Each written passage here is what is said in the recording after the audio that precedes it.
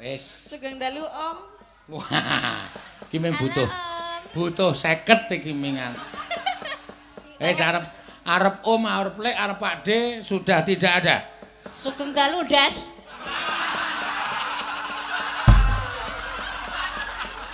Nek Bu Praswani. Nek Des pinten Nek Des? Nek Des pinten, Pak? Ayo gah. Oh. Ayo Prasti ya wani ya kuwi Mbak Yuku kok.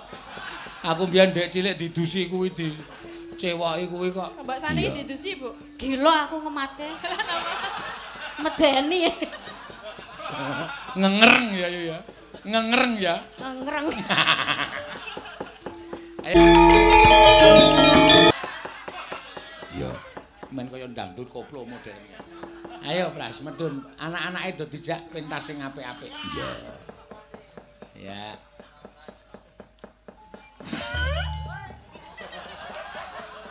Ayo, Tatin ayo gak medun. Cah nom-nom malah do keset-keset ora sing tuwa wis dhisik kok. Ya, ya. Anak semene aku wegah ngemiki. Anyep ya.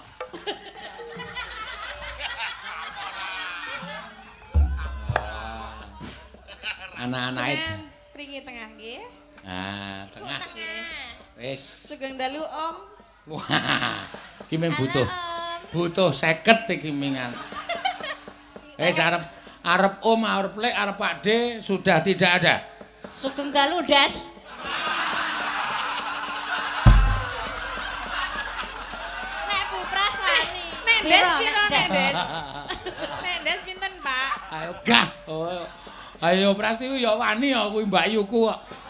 Aku mbiyen ndek cilik didusi kuwi dicewoki kuwi kok. Mbak Sani didusi, Bu. Gila aku ngematke. Medeni. Ngengreng ya ya. Ngengreng ya. Ngereng. Ayo, anak-anake do dilatih. Ya. Pentas sing apik. Oh nggih, monggo Pak. Nggih. Wah, nggih matur sembah nuwun. Ya, iki bapake mau. Nggih, Pak, mboten napa-napa, mboten napa. Kula nggih nyuwun ngapunten nggih, Pak nggih. Nggih, sip, Pak, pokoke sip. Nggih, matur sembah nuwun. Ya. Sampun, cekap. Ya. Ditutup. Heeh. Kabeh ming dadi pembelajaran kok, Nok. Ya, pancen ya wong ki butuh pembelajaran saka suasana apapun, saka alam, saka pementasan, saka acara pertemuan kabeh butuh pembelajaran. Ya, ngono ya, Mak. Ya. Mula nyuwun pangapura sik sakal. Aku sing nyuwunke pangapura karo bapake mau. Ya. Klebu aku ya wis nyuwun ngapura karo panjenengane wis sah. Ya. Wis ora ana apa-apa panjenengan ya minangka penggemar wayang kulit. Nyatane ya ado-ado rawuh mrene nek ora seneng karo wayang kulit ya ora bakal rawuh mrene. Mring saking senenge kadang-kala sok ngendika ora kontrol. Lah kuwi wajib di ngapura. Ya. Aku mau ya bedul. Kuwi wis emosi banget dadi omonganku ya sakarepe dhewe ya nyuwun ngapura. Ya. Ya ora apa-apa, Mak. Kembali ke laptop. Ya. Ya. Laptope isine iki kaya nek carane wayang tengah-tengah iki gunungan diampit brahala loro. Niki berara loro jenengan sing niki lho. Apa? Anoman. Ayo ben nek ora kobong. Ayo. Mulane pinter menek kowe. Sapa? Kowe Anoman. Dadi limong tak kop bathumu. Tak goleke gelas terus geni. Turu tak kop bathuke men bunder. Yo, siji loro. Ya, mulai.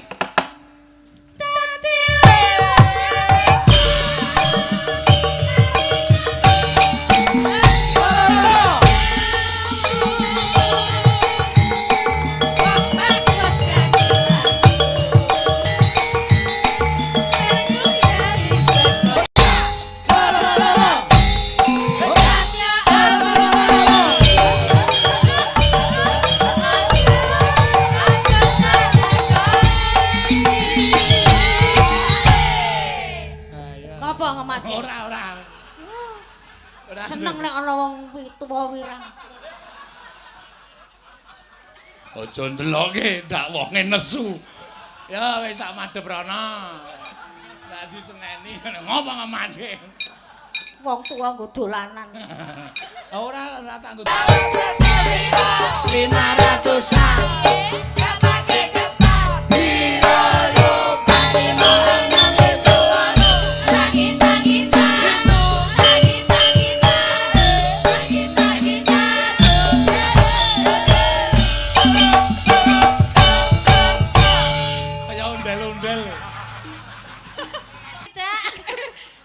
Masa sikil lho mangane apa? Mangane das malah loro. Oh iya. Sindene iki sinden petuk kabeh. Iya, mangga, yuk.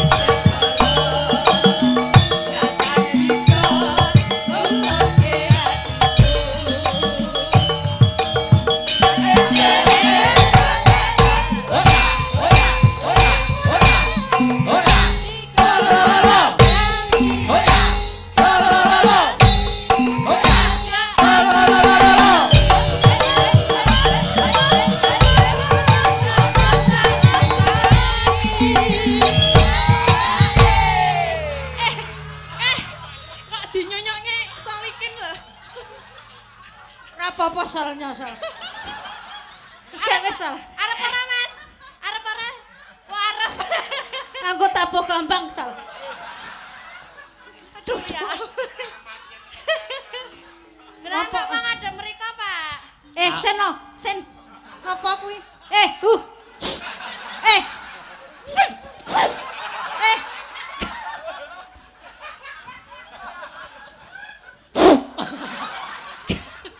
Moh, aku ora entuk deloke ora arep deloke aku. Iya. Tur dasare asline batin atiku ora tegel. Ha iya. Kok dadi ana wong wedok umur 50 munggah kok polahe kaya ngono.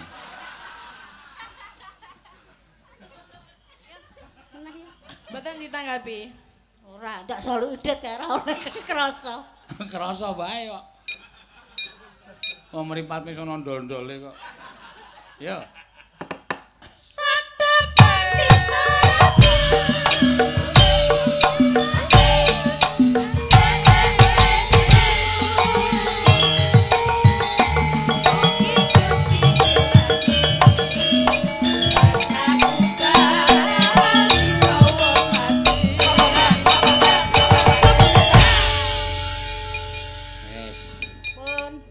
Ya monggo. Do bali lentrung dhewe-dhewe. Sik le muka angel. Gocekan kuwi rapi aku ora bablas ngulon.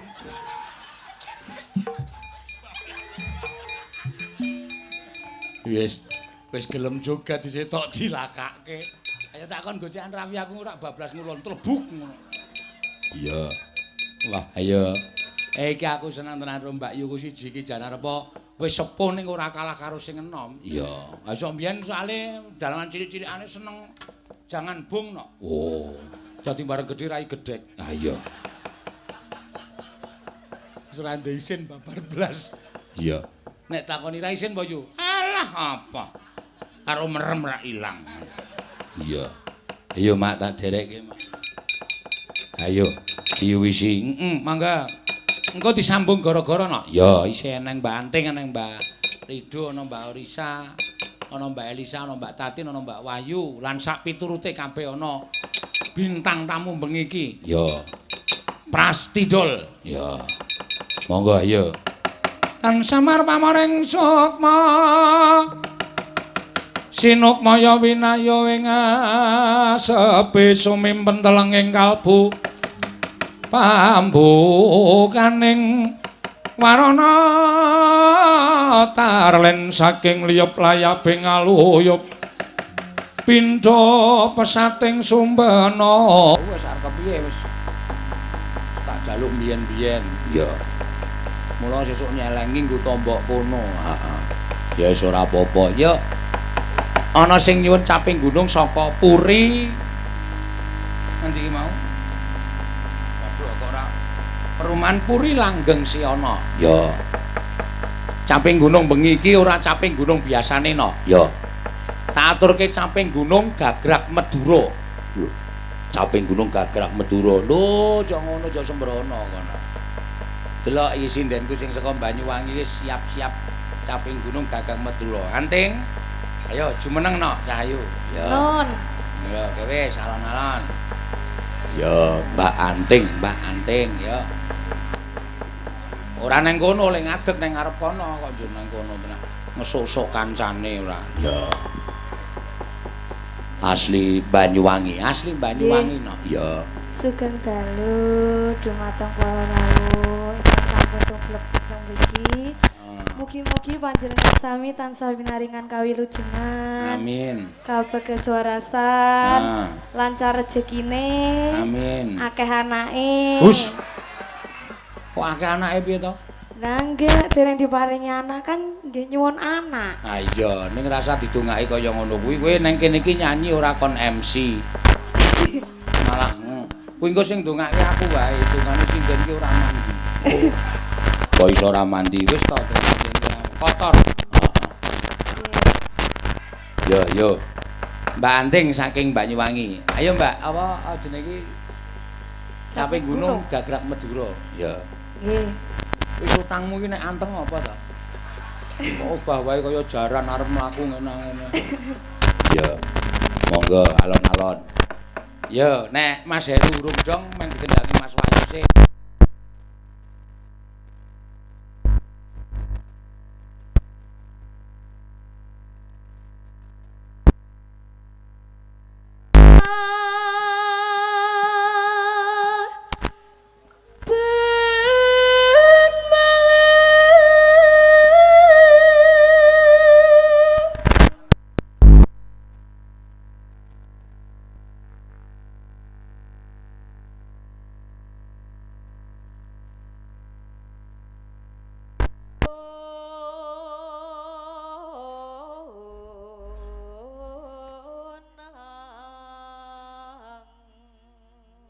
Ya meh padha.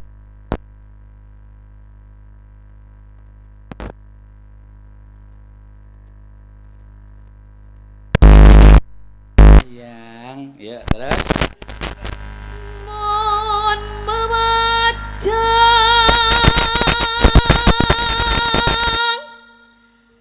kon kerojan.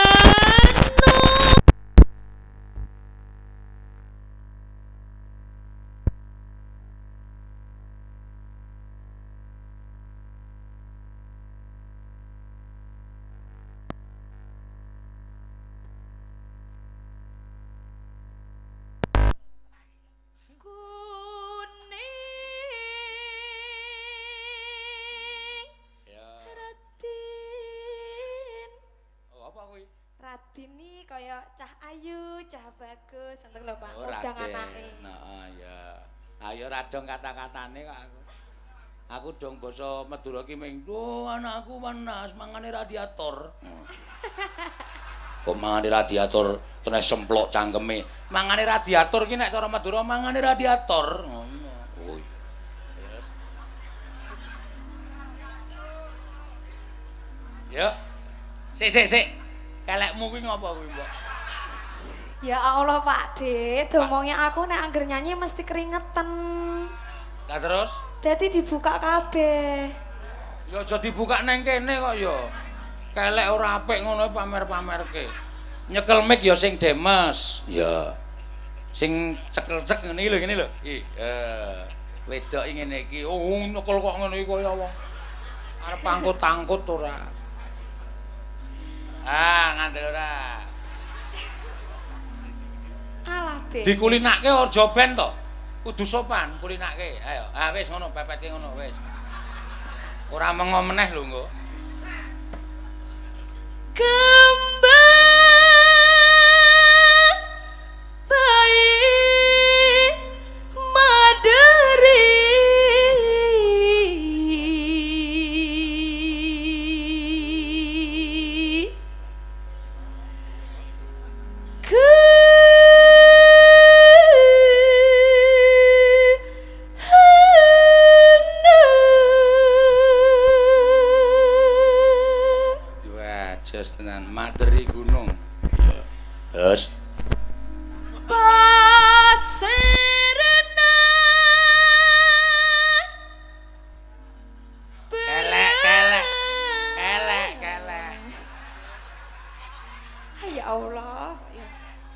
cekeli ngono kuwi.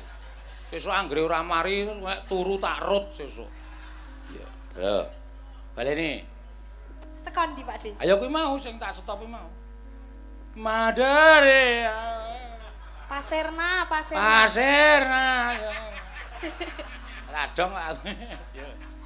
Pasirna berengse berase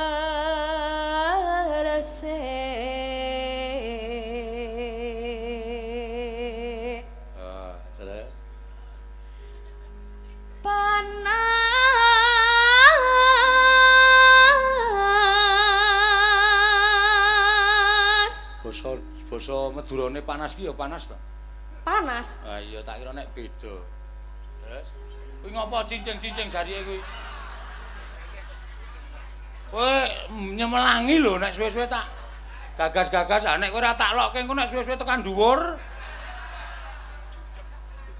Yo.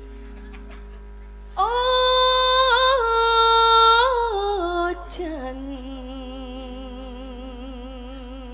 Sayang.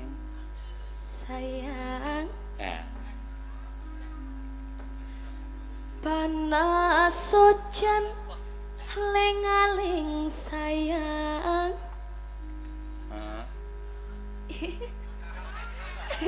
Kemayu. Cah ledek ngono kok. Buayamu ya. Ya maksudnya bener. Anggepe kowe iki artis napa wae? Ora maksudnya. Ben sudan. Ben manis-manis sithik lho Pak. Wes kowe iki ora manis kaya raine bunder kaya klopo ngono. Yo. Yo. Samping gunung. Ah, iki terus geronge piye? Sing biasane nek Jawa kan ting. Dalam. Nek Inggih kamunten Pak De. Pak De kowe ora tau omong kita Om. Oh. Ah, Pak De. Enggak duit. Hah? Enggak sida. Iki cah kendel dhewe lho, Nok. Iya. Melu aku lagi pirang dina wis aku tengok-tengok cedhaki. Pak De, ngopo aku? Lah kula mboten di seragame sinden-sinden kok ya. Ya tuku aku, njaluk dite ngono ya. Tak kei ya an. Iya. Ndekno ming tuku pirang potong turah sebenarnya ora balekke. Ayo turah lho. Turah. Ah, balekke nek turah. Nggon jahit tok kurang. Ora usah dijahit, dipeniteni wae. Iya. Ya, terus misoa taya. Misowa sayang wae. Ah, piye? Misowa sayang. Heeh. Ya terus kecape gunung. Oh ya, ayo coba kanca-kanca. Coba jajal Coba kirane. kan sing arang-arang sing cangkeme arang-arang muni sayang ya. Cangkem lambe wiyaga ki arang-arang muni sayang, sing rep diunekke ki to. Apa ndes ngono. Misoa to. Yo, misoa sayang, camping gunung. Coba tak mati kaya ngapa sing apik dhewe kaya ngapa coba. Ana lho sing misoa sayange dikamane ora sampeyan. Wis Mak. Suwe lho, kudune suwe lho iki. Payune kudune suwe lho. Iya. Kok menawa wis do diancam kok menawa. Ah iya. Misoa sayang. Yo. Jiro lu ya. Misoa sayang. Wela ya. Dalam.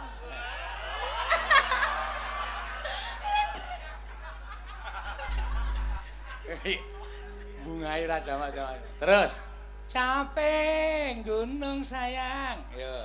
Ya sayang meneh wae. Heeh, Jiro lu ya. Capek gunung sayang. Ana sing aleman lho, lambene wiyaga. Ana sing capek. Ngerti aku sing rebab. Ini gawe saka kene cethoban muni. Misowa sayang.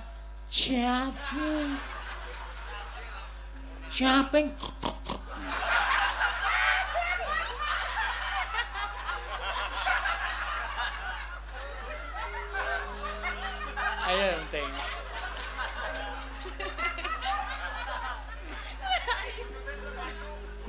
Ya.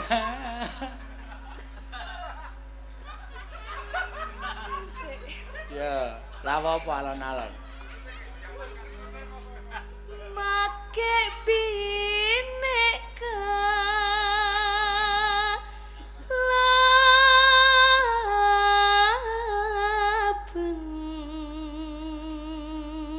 Wah, iki rada beda iki.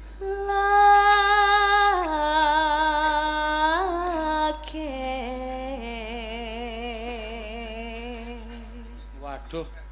Kok bahasane kok ora padha karo basa Jawa. Mengki make apa? Make binek kelaben lage, Pakde. Oh, sing terakhir kuwi sarete apik. Make binek kelaben lage ayo. Basa anu Mbak Madura lho. Madura ya ora saru kok ya. Wis kowe ora sadong ora tak takon wae. Wis.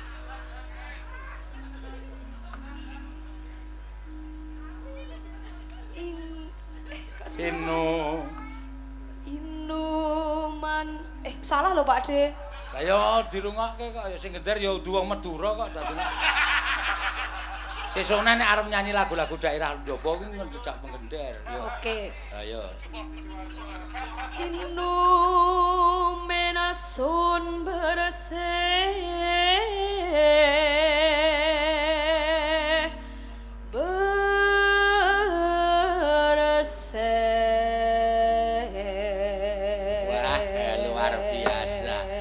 Inumane apa terakhir mau? Inumena. Inumena? Minume. Heeh. Sing resik-resik rek. Kuwi basane Madura apa? Cakepanmu apa? Inumena son berse. Oh, berse. Ya, kuwi jenenge resik-resik tadi. Inumane berse. Kuwi anu jenenge inumane banyu bening ki resik. Oh iya, bening ki dadi berse. Nek saka kaduan kaya beser. Yo, ayo Mas anu Mbak Anting, anu Caping Gunung made in Madura. Ya, kendangane kaya ngapa? Wingi aku iso melu joget e bokong ndi peno banget. Yo, kata dos, yuk. Ki jaman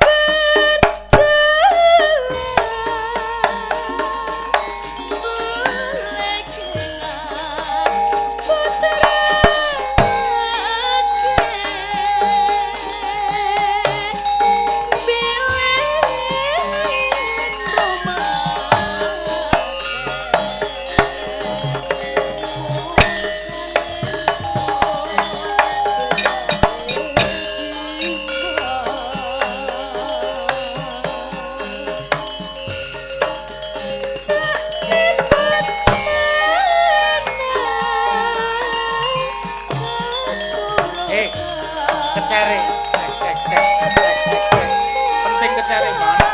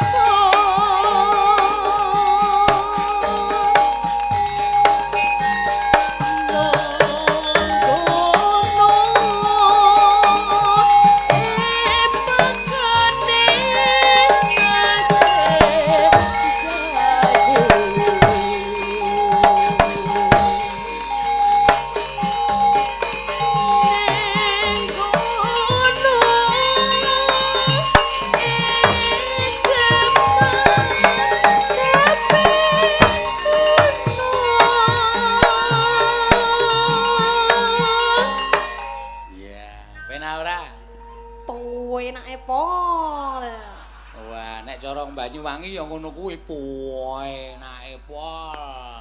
Ya, engko tak dongake ya, Ting. Mau aku ditelepon saka Banyuwangi arep ditimbali mrono, ani iso mampir omahmu. Sinten? Oh, kok sinten ora usah ngerti kok dadak kok. Kula dijak gak? Oh ya dijak kok ya. Nek gak dijak aku pengen melu. Heh? Nek gak dijak aku pengen melu. Melu, rasa kuwatir engko nggo ganjel mobil apa. Iya. Ya, aja kuwatir. Syukur bisa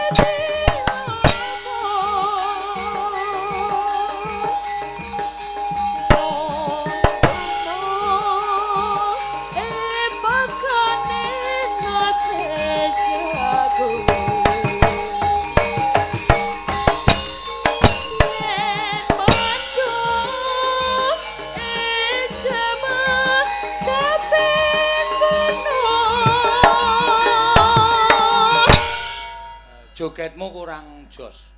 Iya. Kudune kaya biasane kae ndang-ndang. Oh, tangane karo nuding-nuding barang kae ketok ekspresi, Pak.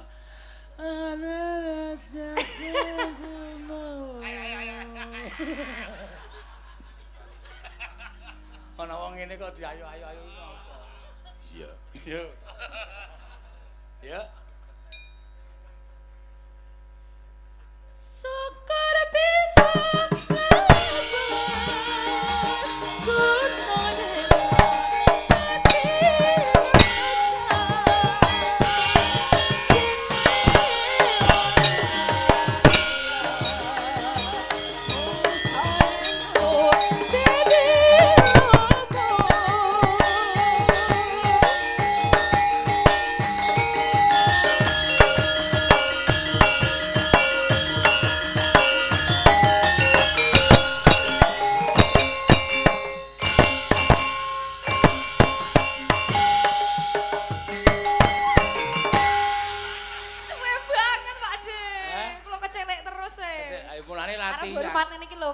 ben hormat, sopan kalih penonton niku lho. Tapi kok jeng-jenge kesuwen, aku malah ngene terus ngene. Ora apa-apa, kuwi jenenge kowe harus mulai eksplorasi suara dengan gerakanmu. Nani ngono. Nek kurek kene jelek ya mbrangkang. Iya ya, Mak. Sampun matur nuwun Bapak Ibu. Nggih, wah jan bocah so. Jarike sesuk ganti. Ya. Tumbaske. Beres rasa kuwatir kok ya. 5. Hah? 5. Wong siji wae ora bakal entek kok 5. Ya kancane do bathik tulis kowe mung cap-capan. Ki dum-duman, Pak De. Dum-duman? Heeh, baru uyon-uyon. Wah. Saya ora kalap saiki kene. Iya. Cah kok jujure kaya ngono. Iya, ya wis ben ra apa-apa wae. Iki dum-duman ta, Dik. Sida nyuwun dhuwit ora? Hah? Nyuwun. Nah, aku ki nek karo Om. Om. Om apa Pak De? Om. Nek Pak De 50, nek Om 100. Pak De Om 150. Ora ana wong ngundang wong kok Pak De Om. Bapak gede Om 150. Ora iso. Salah siji Om apa Pak De? Om. Apa penonton? Oh. Ya ngertinya. 200 kuwi. Oh. 200 ki lho. Kowe iki cah goblok ora. Iki pira? 100. Iki pira? 100. Dijumlah pira? 200. Heeh, tambani. Matur nuwun nggih Pak De. Nggih, Pak De. Kene bali 50. 50 Pak De. Ora iso kok. Kuwi bali dadi 50 kok, Pak. Lho, Pak De kok cekel mentok karo aku. Nah. 50. Ye. Ha iki suwe-suwe ngejak iki rong sasi boros aku. Iya ya ora apa-apa kok ya. Titik-titik abar nyanyi nyuwun dite Pak De. Ah ya wis. Oh iya Mak. Matur sembah nuwun Mbak Anting. Ya daleme asli Banyuwangi no. Ning sekolah ning isi Ngayu Jakarta. Oh iya. Iya. Iki lelehku nemu ya nang prapatan Gondomanan kae. Aku ana wong anu cangkemmu sopan sithik Mas. Bengok ya kena ning sopan sithik ndi menungsane. Bajingan kowe. Sindenku tak anggap saka sarkem ya. Iya. Oleh bengok oleh Mas ning nganggo ngregani. Iki sinden iki seniman iki, seniwati e. Konene menungsane jejeg cangkeme. Iya. Ngomong watun jeplak ora. Aku nek dibengoki apa-apa watun ora merendahkan derajat seni. Aku ora nesu. Ning sampean merendahkan derajat seni. Iya. Di gawa nang mburi kon ngenteni aku nganti bali engko. Iya. Yo diteruske Mak.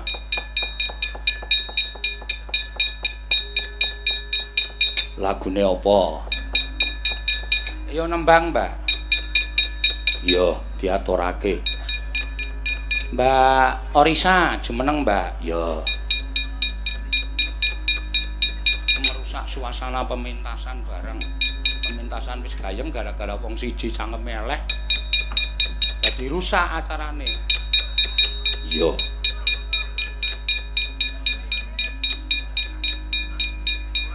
Tembang apa, Mbak? Nggih, Pak. Pamundutan pirang-pirang monggo. Sesideman nggih, Pak. Nggih, sesideman. Pawonten pamundutan nggih dibawani, Mbak. Nggih, Pak. Monggo.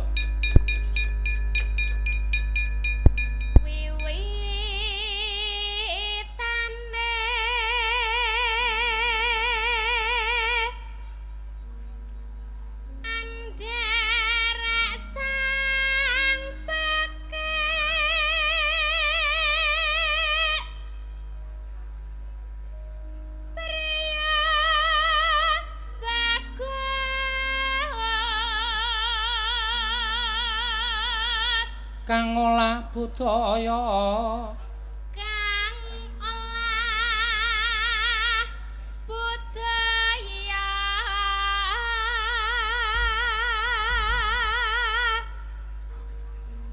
sowan menyang kutha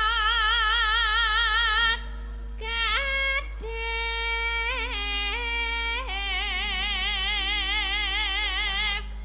Bantara terus ka Bantara terus ka ayung-ayun neno selendang kuning kang saking wukir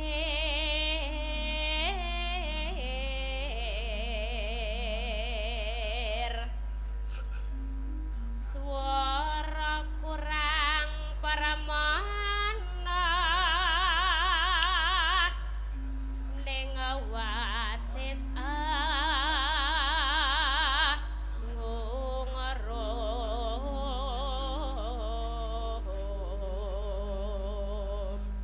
Anggung rum marang bendara Anggung rum marang bendara neno neno Tiah Sulistya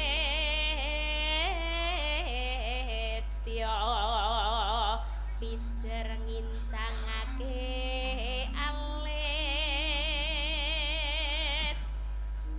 terus no sesideman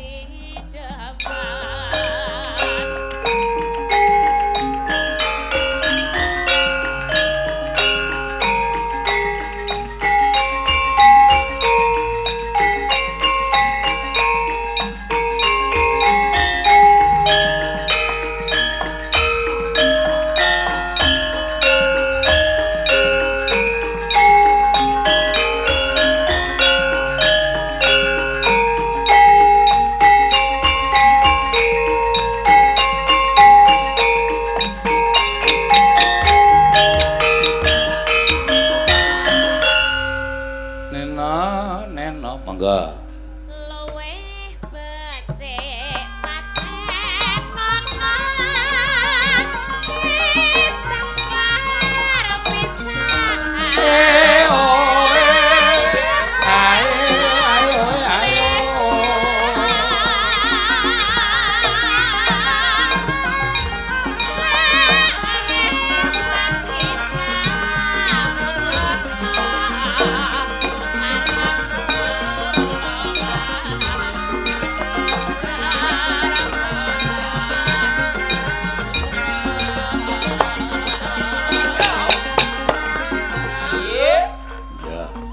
ya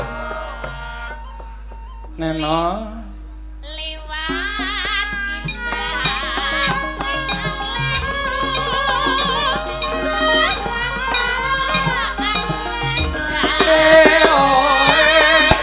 Ayo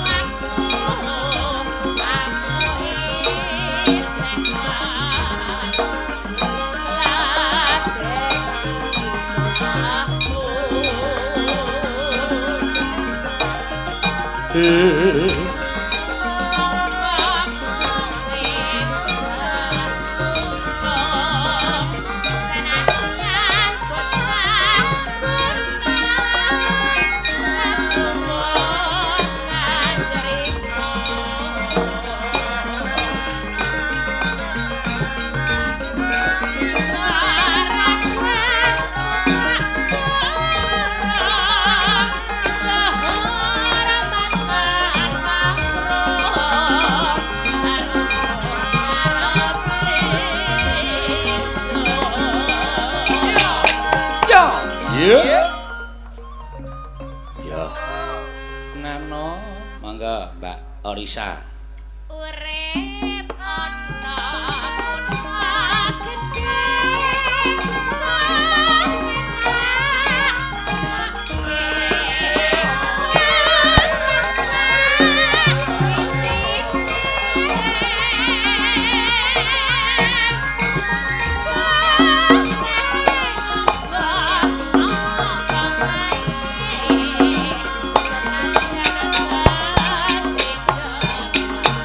Ya. Blak utak, blak utak, utak.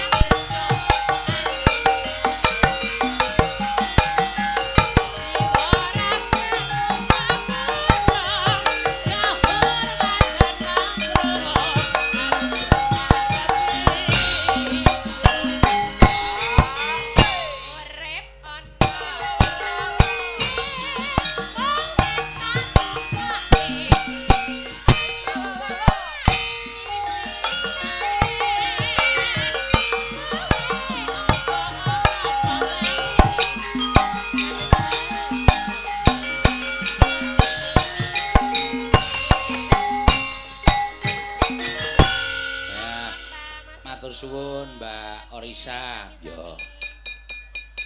Wis iki mau nganu apa jenenge iki sesideman diaturake no. Ya. Karo iki mau wis mbok menawa wis dikandhani ya. Ya aja sok ngrendahke karo derajating seniman. Ya, seniwati ya. Ngono ya Mak. Iya. Dikepiyekno wae awake dhewe mbudidaya menghibur. Ngono ya Mak. Sing wis ya wis. Ya. Perasaan dadak digagas meneh. Para rawuh luwih akeh sing padha nganti-anti pergelaran wayang iki. Ya, pancen bener ngono. Mbok menawa ya saking euforiane nganti le bengok ki sok ketrucut jane ora kepengin bengok kuwi dadi bengok kaya ngono. Ya ngono ya Mak. Mula aku ya ki mau emosi sesaat. Ya. Janjane nek tak pikir-pikir aku ya ora kudu ngladeni ning gandeng krungu aku no. Ya. Mula mak prempeng ngono ku ya sak trepe. Mula ya aku ya berjiwa besar kok nek nganti ana kata-kataku sing ora prayoga karo Mase mau aku nyuwun pangapura. Ya. Ngono ya Mak. Kembali ke wayang meneh. Setuju to penonton? Nggih, sampun. Iki sampean mau kon munggah. Ya, wis rasa digagas. Soale suarane ming wong siji. Heeh. Wis mbok menawa panjenengane lagi kilaf ngono ya Mak. Muga eling ngono ya. Muga eling karo Purwoduksina nek misale dibalekke panjenengane minangka dadi pekerja seni terus dunekke ngono kuwi ya rasane ya ning ati ya lara. Ya ngono ya Mak. Iya wong awake dhewe golek dit ya kanthi cara halal ngono. Ayo ganti sapa iki mau? Mbak Orisa wis kepareng ngaturake sesideman. Iya. Oh iki eneng tembang sing kudu kur no. Sing kudu kur. Pirang-pirang sing padha nyuwun ya kuwi gugur gunung. Ya. Diaturake dhisik karo sindene men padha leren. Ya. Monggo. Pelok barang bukani saka Bonang, kur bareng terus engko ngedeke sinden meneh. Ya. Isih akeh tembang sing urung diaturake. Ana liwung, ana liyane. Ya. Apa wae liwung mari kangen. Lan sak piturute ya sesideman ya wis diaturake ngono ya. Liwung pirang-pirang sing padha nyuwun gugur gunung sikno. Ya. Iki aku ya nggawa pesinden saka Majenang. Oh, Majenang kuno Jawa Barat kono. Oh iya. Majenang apa iso basa Jawa? Ya sing sak grathuk-grathukku lek ku mangsuli. Ya. Waton iso nyambung wae kari antuk ro antuk. Oke, ngono wis. Beres, monggo. Yo, gugur gunung diaturake kur mawon, monggo.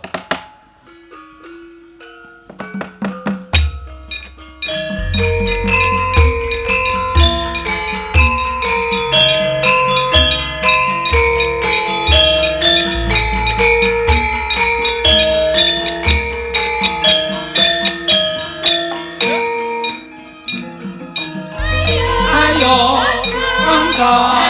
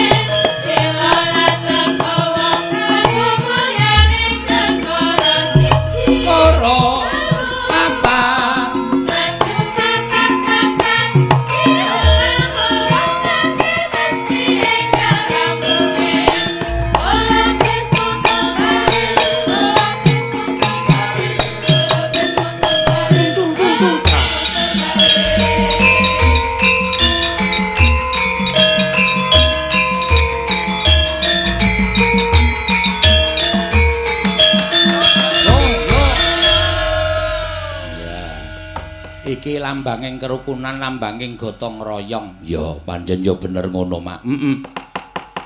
Ya aja nganti pedhot rasane, no. Ya, diaturake sapa sing kepareng jumeneng. Ki sinden sing lagi viral. Ya.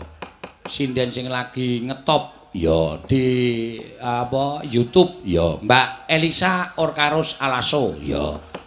Sindenmu sing sowan ngabiyantura wonten ing Projeng Ndorowati mongko kula dereng nate wanuh. Menapa menika sumitranipun paduka Kanjeng Koko Prabu Mandura aja ngawur-gawar Yai. Yenadyan dikepiyokna wae pun Kakang kuwi ora nate sambung kelawan Nalindra Manca Praja. Ayake Ratu Sugih mblegedhu iki. Inggih. Ketawisipun kados pundi sawangen. Sandhangane sarwate ting glebyar mawa kencana jamrut hergeni Mas Mutiara. Wah, edan. Ing atase ratu kok senengane pamer kaya ngene iki. Tangan drijine 10 dinggoni ali-ali kabeh. Inggih kasinggihan mekaten Koko Prabu. Yayi, wonten dawuh tumuli timbalono. Apa wigatine dene ana Nalindra sowan mongko tanpa tinimbalan? Yen pancen niyate becik, Yai Prabu kudu nglungguhi Bawalaksana, nanging yen mung arep gawe geger, mbebudhek banyu bening katentremaning Projeng Ndorowati, aja melu-melu. Pun Kakang dhewe kang bakal mundurke ratu iki. Koko Prabu lenggah ingkang prayogi. Ya, Kresna.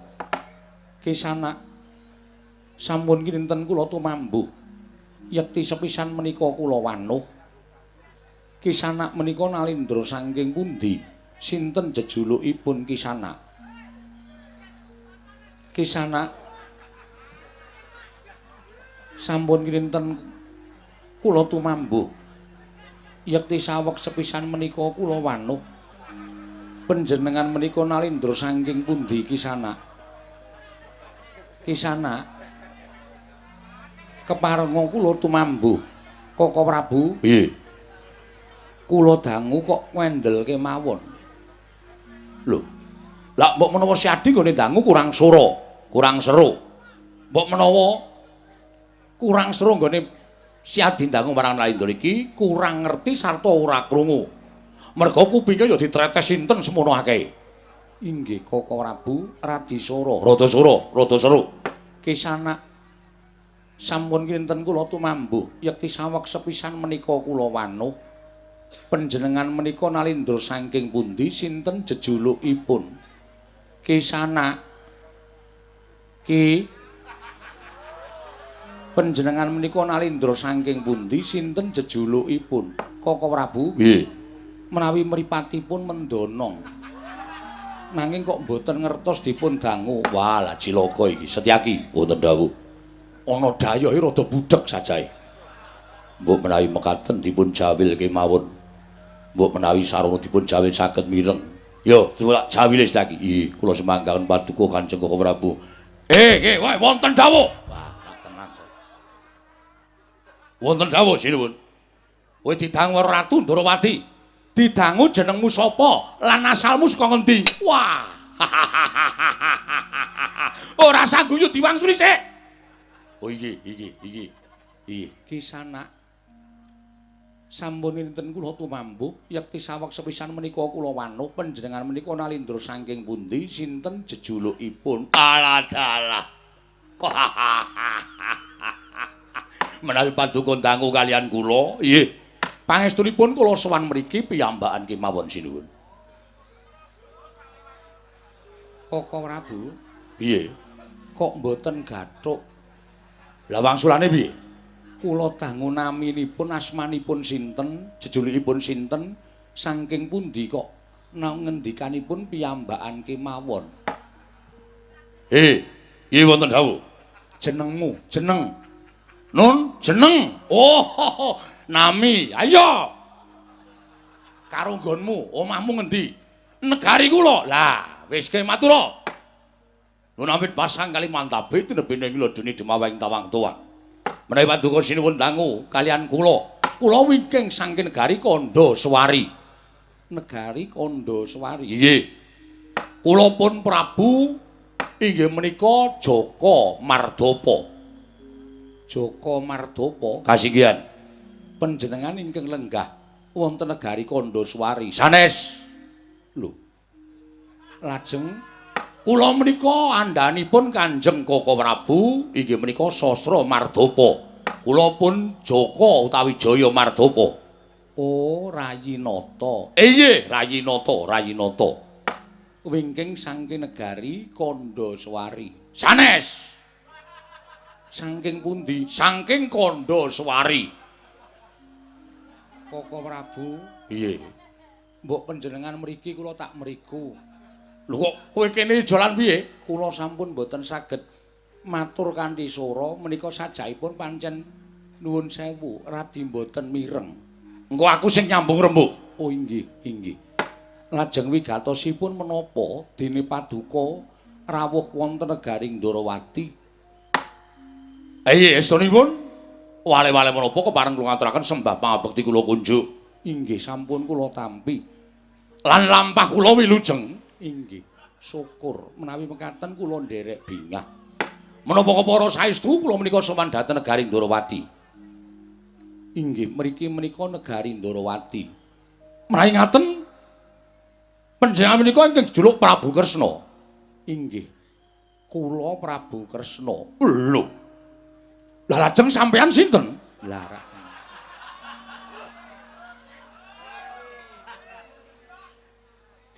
wonten dawuh, rungokke.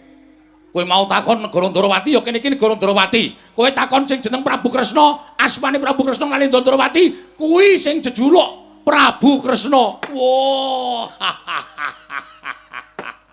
Salah tampi, salah tampi. Inggih lajeng kersanipun menapa rawuh mriki? Ha inggih. Estunipun anggen kula kekalangan Malaya ngideri jagat. Ngupadi wonten pundi denipun negari Ndorowati menika dinten sakmangke sampun pinanggih. Sampun pinanggih. Negari Ndorowati sampun pinanggih lan kula sampun kasempatan sowan Prabu Sri Bathara Kresna. Panjenengan?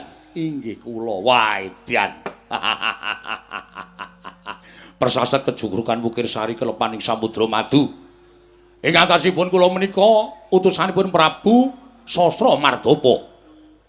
Sowan dhateng negari Ndorowati, batos kula ugi badhe nyatakaken ing atase Praja Ndorowati menika kondhang kalukengrat anjayeng bawana nalendranipun titis Sang Hyang Bathara Wisnu. Sinten tiyangipun ingkang boten kepengin sowan dhateng negari Ndorowati? Dinten sakmangke kula salah satunggiling titah ingkang nampi kanugrahan saged pinanggih kaliyan Nalendra Ndorowati ingkang jejuluk Prabu Sri Bathara Kresna. Wah, bombonging manah tanpa pepindhan. Bombonging manah kula tanpa pepindhan. Sinuwun. Saged paring pangestu dhateng kula supados saged pinardawa kamulyan kula. Inggih. Lajeng kersanipun menapa? Sareng kula pinggah wonten ing Datulaya. Kula dumugi wonten negari Ndorowati menika bingah manah kula tanpa pepindhan. Dene kula samangke saged pinanggih kaliyan Ratu Ndorowati ingkang wonten negari kula menika sedaya sami kedanan kaliyan Ratu Ndorowati. Mboten ngemungaken para kawula Nayaka Punggawa.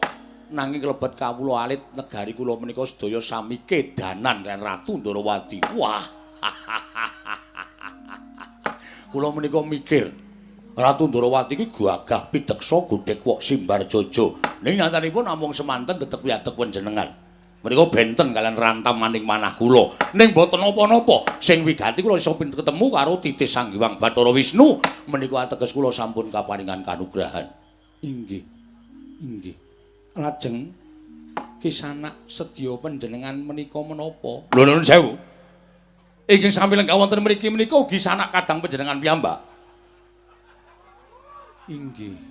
Koko Prabu wis ben nengke wae. Wah, nggih mangkel tak geceke ndase. Inggih Koko Prabu, kula aturi sabar. Inggih menika anak kula, Putra Ndorowati. Putra Ndorowati sinten? Inggih menika Raden Samba. Oh, ngaten to.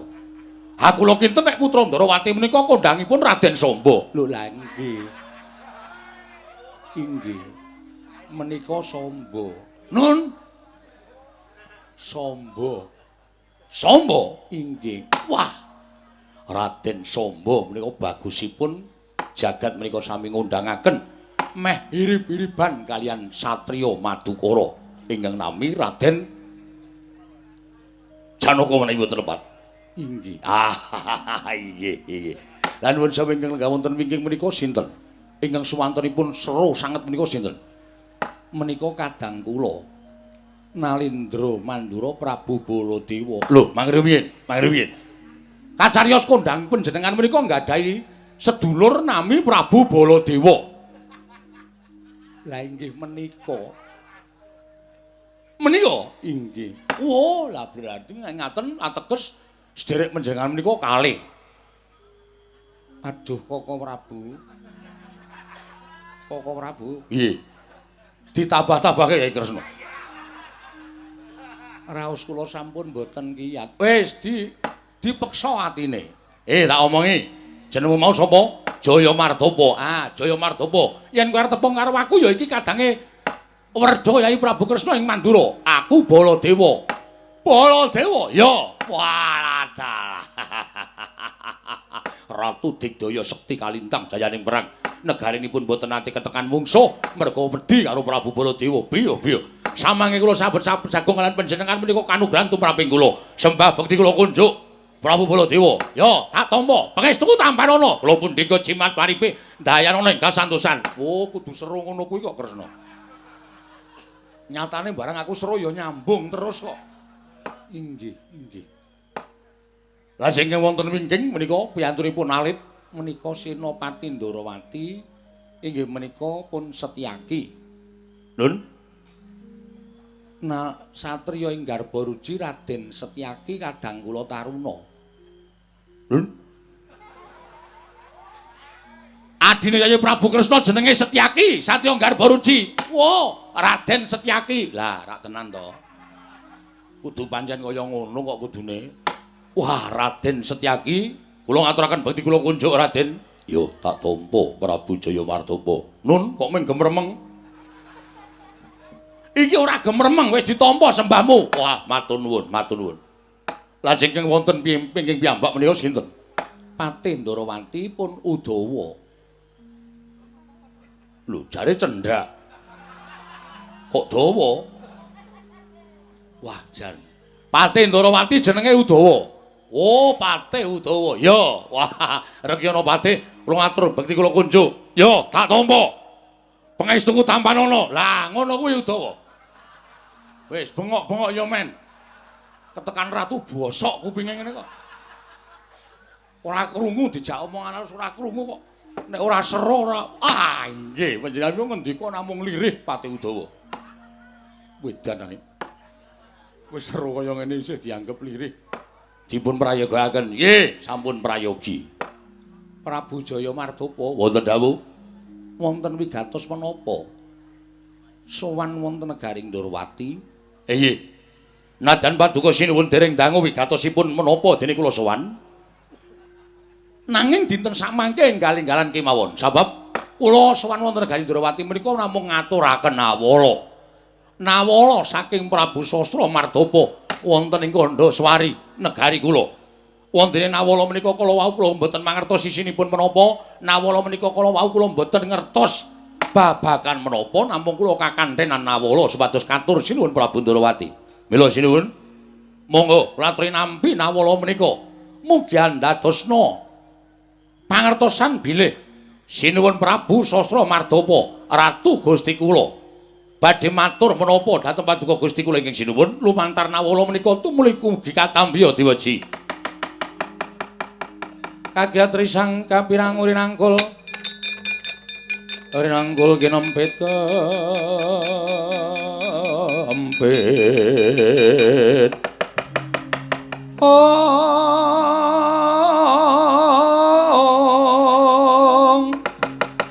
dosang retnaning bawana ya tukang walang ati ya tukang kudu gering ya tukang nesing tias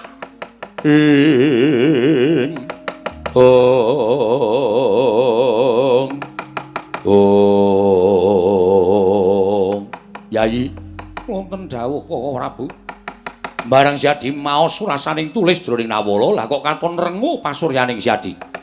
Eneng apa Kresna? Yen dikeparengake pun Kakang ya kepengin ngerti sining nawala saka Prabu Sastra Martapa.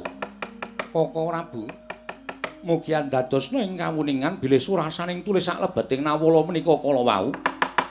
Bilih Prabu Sastra Martapa nedya ngelar jajana bedah negaring Ndarawati kula kadhawan supados teluk wonten ngarsanipun Prabu Sastra Martapa. Lho, piye kuwi mau? Surasaning tulis madyaning nawala Sang Prabu Sastra Martapa badhe bedah negari Ndarawati lan kula kadhawan supados teluk wonten ngarsanipun Prabu Sastra Martapa kok Prabu. Lho, arep bedah Ndarawati? Inggih kasinggan mengkaten. Wah, laguku karepe dhewe.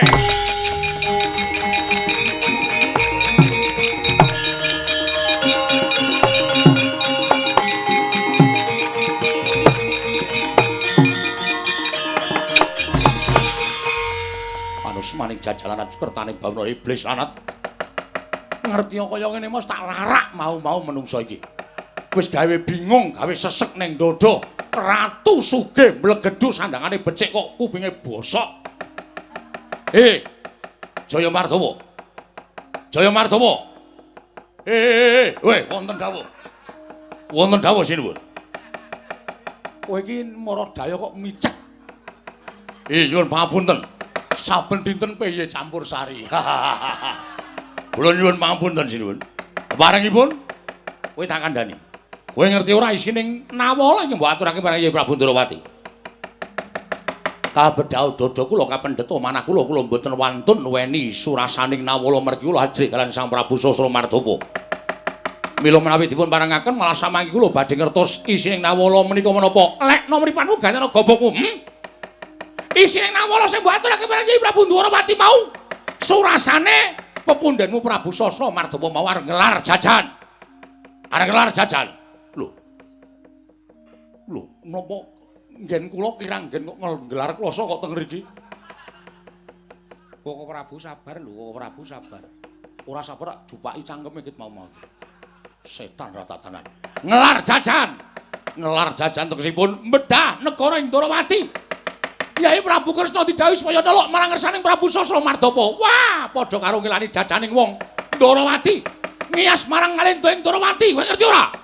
Yen to Nalendra Mandra Prabu Baladewa iki kadange werda Kyai Prabu Kresna ing Ndorowati.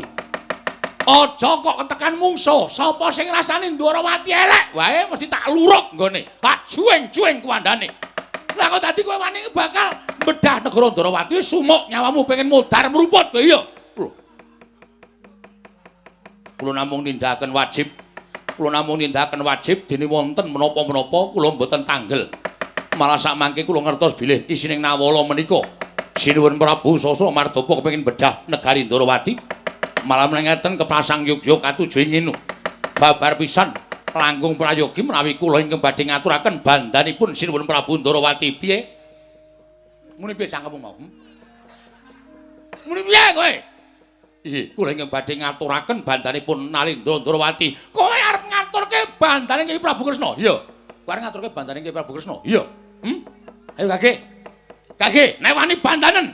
Newani bandanen Kyai Prabu Kresna. Kowe aja kok bakal mbondo karo Kyai Prabu Ndorowati. Nadyan kowe lagi nyenggol pakulitane wae konangan Baladewa tak dublak tungkak cangkemmu boko kowe. Eblas banget. Paras main kancananan Baladewa pokoke. Ayo. Ayo kene maju tanding karo.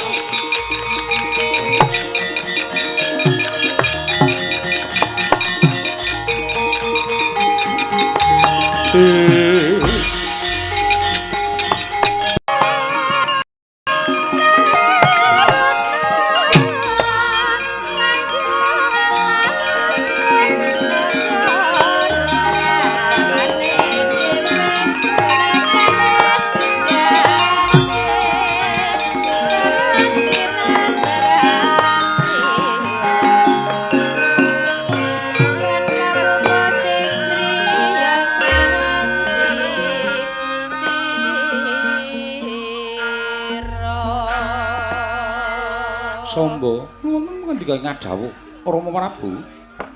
Ora nyono babar pisan jebul negara Ndorowati bakal ketekan parang muka. Sang Prabu Sasra Mardhapa saka ing Kandhaswari ingkang wis atur layang penantang nedya mbedah marang perut sing Ndorowati. Rama Prabu, menawi saking maryoginipun ingkang putrapun Samba dinten sakmangke kedah tata-tata samapta ing gati sawiga ing diri. Supados sakmangke menawi wonten bebaya ubayanipun boten balenjani. Iya, bener nggih. Cah Bagus Setyaki wonten ing Sunarsa kundur kedaton Kakang Pati Udawa. Napa ngestaken dawuh kaya wis ora ana dawuh maneh. Purnagati ning Paranggilan. Sanarsa kundur kedaton jelek saking dampar kenara kinapit gambaran gading kadhiraken sangganing Promban Cedi. Manggung ketanggung Jaka Paloro-loro. Ingkang sami ngambil upacara